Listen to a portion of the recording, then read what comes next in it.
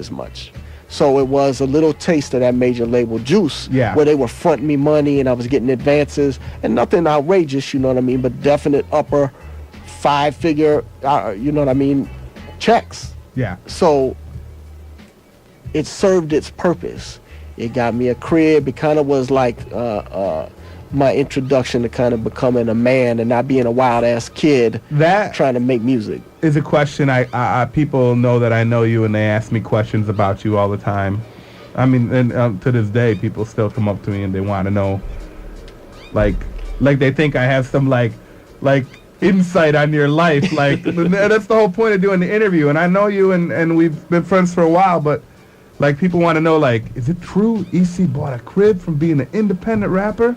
Like EC did this and that, and he had a family, and he was able to support himself because you lived the dream. You know what, dog? I'm absolutely blessed. A lot of it is timing. You know what I mean? Yeah. And we were lucky enough to get in the game when there was some bread to be made. You know what I mean? Yeah. Trax is still getting checks from songs he did from that era, you know? I mean, they're drying up, I'm sure. Yeah. But to be getting an adrenaline rush check Still getting it, yeah. 10 years later, 12 years later, you know what I mean? And, you know, that whole era was independent for me, so I'm not getting checks now from that shit. But you made we money. were seeing good money. We were putting out the CDs ourselves. You weren't this working. Was a point you where were rapping. That was your job. We lived it. And so yeah, there was money to be made, and I always have been, you know, anybody who listened to the Game You Claim, that was real shit. Me and Trax was on that, to buy property, to buy, you know, to basically keep this money alive for life. And so we did it, you know, and even in the worst times of my career and the most difficult times since then, I have something to show for it. You know what I mean? Well, flat out, you to this day have not needed to work a job. You have never worked behind the counter for somebody else. Well, and I mean that leads to the tip, because that's how the tip came to be. If we want to skip over now, I mean, we're about there. The tip happens. Here's how it goes down. There's power a moves. about the tip. There's power moves. Power moves doesn't work out. I'm on the plane with KX Illa, and we're sitting there, and KX says, "Hey, Joe, when I get back to the crib, I'm going straight to Trax and just beg him to let me sweep the floors and let me be up in there in any way I can, because this shit is not working." Now, it wasn't any judgment on me and what I was doing. It was a judgment on what we were doing. The hip-hop shit was dead. Our brand, the hardcore hip-hop, it was over. Gangsta rap was alive and kicking. Trax is our brother. And he gets this deal with Atlantic.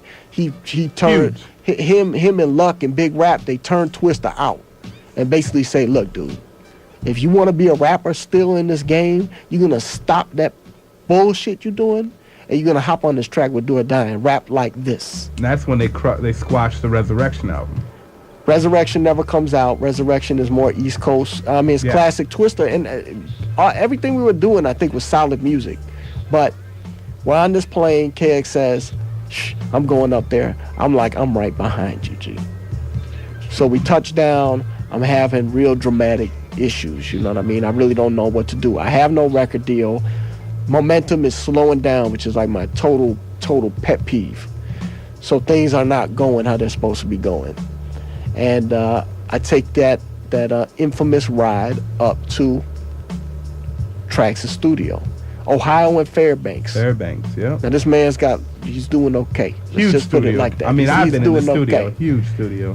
So I go up there and I tell him, I'm like, "Bug," that's what we call Trax. I said, "Bug, I'm really, really fucked up, Joe. I don't know what to do." And this man tells me, "I want you." He embraced me. He showed me. He made a gesture, Joe, that no matter what ever goes down between us, I had to hold him dear to my heart. I was really fucked up, and the man told me, "Look, I want you to work up here. I want you to do everything you've been doing for yourself for me." Now, this is right around the time Twista's starting to break bad. This is Mob Stability just came out. Twista's got people in his ear, Wendy Day, telling him, you should be getting more money. You should be way more bigger than this. Adrenaline rush should be gold. What you know what I mean? So people was in his ear. Yeah. And it caused conflict. Trax wants to do the independent thing again and kind of revert back to what got him this record deal with Atlantic and made Rap-A-Lot come down and sign everybody that Seawall had, Snipers, Johnny P, Do or Die, that basically came down. I think initially they wanted to do like a Rap-A-Lot Chicago, and Trax and them was trying to be stern businessmen and ultimately lost most of the dudes they was messing with. Yeah. So now you got Johnny P, Do or Die, Snipers, defunct. You got Twista, Breaking Bad. And he basically tells me, look, I want to do this independent thing again. This is your strong suit. You're the go-to guy for this. Help me do this. And this is what we started recording, what came to be Seawall Ballers, Volume 1, Work During the Drought. Yeah. Which is a classic underground Chicago compilation. Hip-hop cats, they might not know what this is. It's huge. But yeah, this was big-time independent shit for that cover. Time. Yes, sir. Yeah, classic cover alone. Too. So, I really feel saved. You know what I mean? Admittedly, I feel like, okay, I can make some bread. I'm still in it, you know. But Trax a little bit at that point was also discouraging. He was like, look, I want you to focus on the business. Don't rap no more. Yeah. Don't rap no more. And I you know, I was getting them checks. And so I agreed. I was like, okay then. And as time went on, I kind of found myself a little bit insulted by that. You know, he wasn't trying to insult me, and I understood as a businessman where he was coming from. But I felt like, man, I'm as good a rapper as anybody in here. You know what I mean? How you gonna ask me not to rap? And I mean, it came from his desire to have me focus on helping him make money. Of course. So I can't do nothing but honor that. But it was in my heart. So I take a beat CD one day, and you know, understand it to this point, I didn't. You know, my shit was very street, but I hadn't made music like Twista I remember your was mindset. making. So I'm like, okay, y'all think y'all raw? That's what this is. I took a beat. It was a random beat. Nobody had point. You know, a beat CD with probably 30 beats on it, and I picked the beat. I start writing to it, and then it's late, maybe 3 a.m. one night. Trax used to make us stay there, dog. Yeah. We had to stay in that damn studio. I wanted to go home so damn bad, so that man would have us in there. We wouldn't even be doing shit, but we just couldn't go home. Yeah. Everybody had to hang out with Trax. You were being paid to hang out. Hey, I'll take that check. You know what I mean? But we was up there, you know, and it was a good time in life, man. We was kicking it, and we was making a lot of music. Yeah. But even when we wasn't, we couldn't go to the crib. We had to stay there. So anyway, I come to him and I'm like, hey, why don't you listen to this verse I wrote? And I'm like, I play the beat comes on, and I'm like, I guess the odds was 100 to 1. My mama gave birth to the coldest white boy under the sun, and from then it was done, destined for greatness, knowing the world would await this with open arms, armed with nothing but hope and charm, and those who oppose get nothing but harm. Far from the top in these streets are shy, where pistols go pop and players stay high.